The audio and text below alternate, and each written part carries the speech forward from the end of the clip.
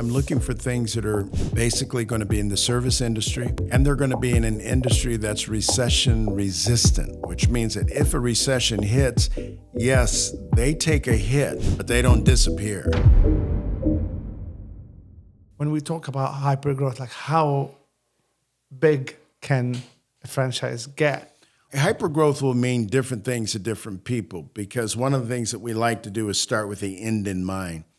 So a company that has 6 franchises and only wants to stay in Southern California, having 100 is hypergrowth to them. Having a nationwide franchise like the one I was just discussing with you, they went to 1,200 franchises, so that was hypergrowth for them. Looking back, when I took a look at how he grew his company, a growth for him was steady, but there reaches a point when now, because the steady growth is getting recognized by a whole lot of people, all of a sudden this bell curve takes off. And so I remember when I was at his 14th store, celebrating the 100th store was a huge, and then from there went up to almost 400 stores. So hypergrowth means different things to different people. Mm-hmm. And so that's what's important. Now, hypergrowth for 26, the client that we have, I've determined that 156 weeks will be the length that we will engage.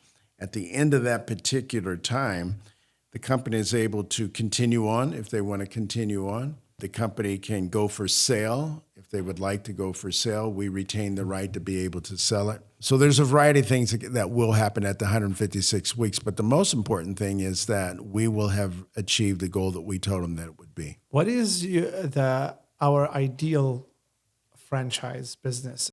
I know that you have criteria, so can you talk more about that? Ideal for me, for what we want our Hypergrowth 26 is anything that's in the service industry, Home service is ideal. I particularly don't want to be in food.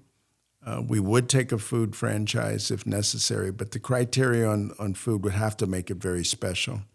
But home service, I'm looking for things that are basically going to be in the service industry, and they're going to be in an industry that's recession resistant.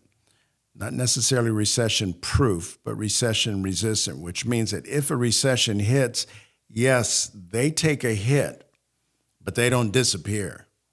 There's some services that if a recession hits, they go away because it just becomes, that's not expendable income that I have anymore. So those are the 2 things that we look for. Is it in the service business, preferably home service, and is it what we would categorize as recession resistant? Mm-hmm. Does it have to be in terms of like what the service they're selling? There are like one-time services, like big ticket, like building a house is just a one-time service versus a reoccurring. Does that, or this is part of what you engineer when we get in? Yeah. Remember, the Hypergrowth 2026 is going to be looking for a client that is already established as a franchise. Mm-hmm. So they've done some of the very difficult legwork that has to be done at first, getting the FDD done, getting the very first business, their model done, then doing the very challenging of now duplicating and open the second business and opening the third. So all of that is kudos to anyone that can take a business to every one of those levels, getting it, first of all, to where it's a successful idea. Then they get it to where someone else says, I would like to have one of those, be it a friend or family, which it normally is at first, but still, it's a second one. And then a third one. So what that franchise is selling, it does not matter to us as long as it's inside of that category that we mentioned. We deem it as recession resistant. And it's in some type of service industry, preferably the home service. So I'll give you an example of what you just spoke about. There may be a industry where a person starts up a company, and he has to be highly licensed to be able to do it.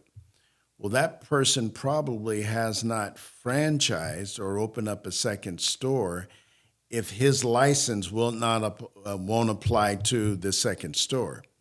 So in some industries, there are certifications, licenses that are needed to operate the business.